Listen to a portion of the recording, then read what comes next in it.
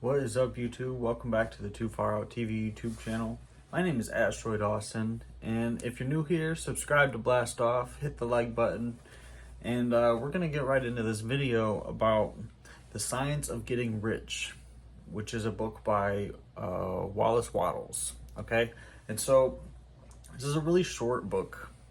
It talks about the science of getting rich. Okay, and he says if you want to get rich quickly, and you want to get the information on how to get rich quickly and not have to worry about occult studies or metaphysical lectures or diving into spirituality or things like that, right? If you want to just learn how to get rich from a scientific standpoint, this is the book to study. And he says to not study anything else during the time that you're studying this book, to only focus on this book, so that you can understand very clearly the science of getting rich. And if you do what it says in this book, you will without fail get rich.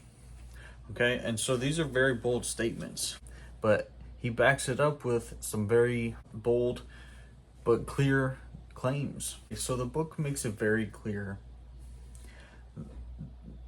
If you think in a certain way and you act in a certain way, you will get rich. Okay? And it says this because we live in a cause and effect world. So if you submit a cause, there will be an effect.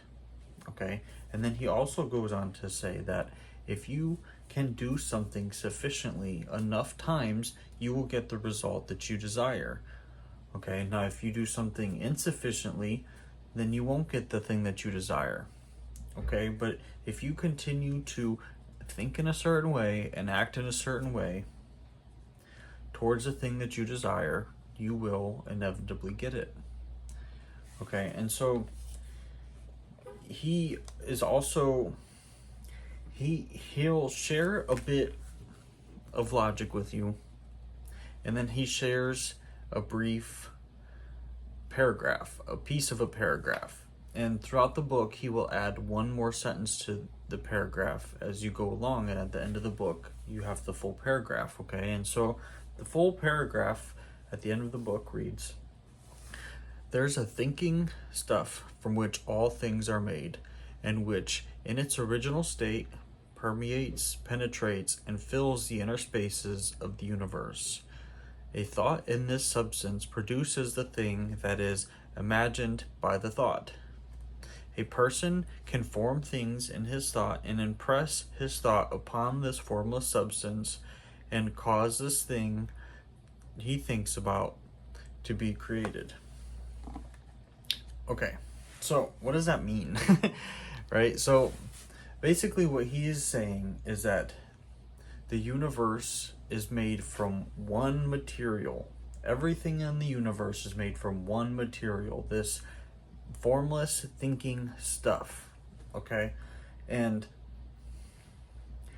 this is a substance that, the way that I'm imagining it is like little tiny bubbles all over the place, right? Now, you might imagine it a different way, okay? But if you can imagine it and it works for you, that's the point, okay? That's what matters, okay? So there is a formless thinking substance that is what the universe is made of. Everything in the universe, my shirt, my skin, my glasses, the air, this water bottle, money, right? Everything is made from this thinking stuff. Okay? And if you can form your thought and impress the thinking stuff, then you can create what you have thought about in the world. And so if you are able to basically morph this thinking stuff into images of you being rich and you having impressed your vision upon this thinking stuff, then you will be able to create that in your life, thus creating this wealth or abundance that you seek. Okay? But again, you must live in this cause and effect way. You must act in a certain way and think in a certain way. If we can act in a certain way and think in a certain way, we are creating the cause that will inevitably make the effect of making riches for us. Okay, but something to keep in mind, something else that was discussed in the book is to be in a creative spirit and not in a competitive spirit. Okay, because if we are competing with other people, then we are in the mindset that there is not enough to go around, that I have to fight with other people to get my wealth in the world. That if it's me versus you and there's only one $100 bill, who gets it, right? And that's what it's like to be in a competitive spirit. And this actually lowers your spirits, and thus, from other research that I've done, actually allows you to create less because your spirits aren't so high. Okay, so he encourages us to be in a creative spirit, right, where we're not focused on taking it from somebody else. We're not focused on being combative or he said, she said type of behavior, right?